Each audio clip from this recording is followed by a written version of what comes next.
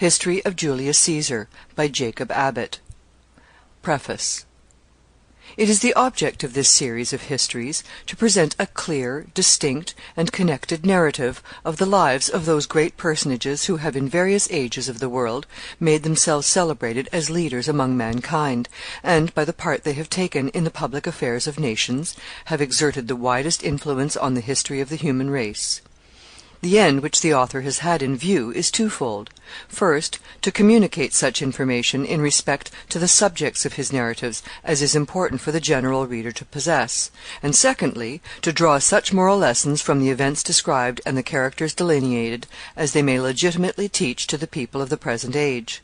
Though written in a direct and simple style, they are intended for and addressed to minds possessed of some considerable degree of maturity, for such minds only can fully appreciate the character and action which exhibits itself, as nearly all that is described in these volumes does, in close combination with the conduct and policy of governments and the great events of international history.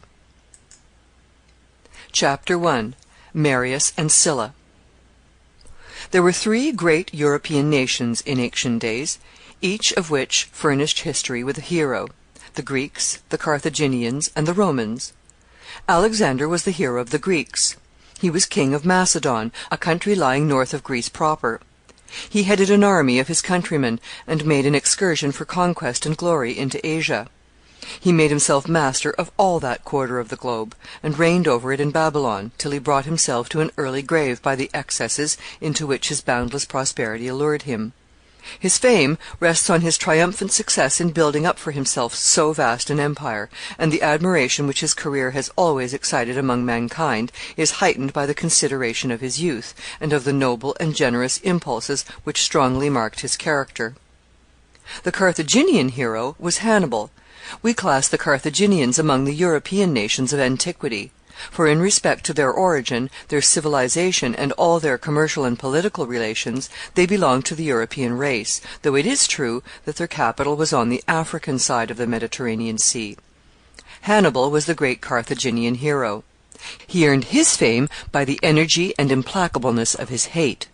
The work of his life was to keep a vast empire in a state of continual anxiety and terror for 50 years, so that his claim to greatness and glory rests on the determination, the perseverance, and the success with which he fulfilled his function of being, while he lived, the terror of the world.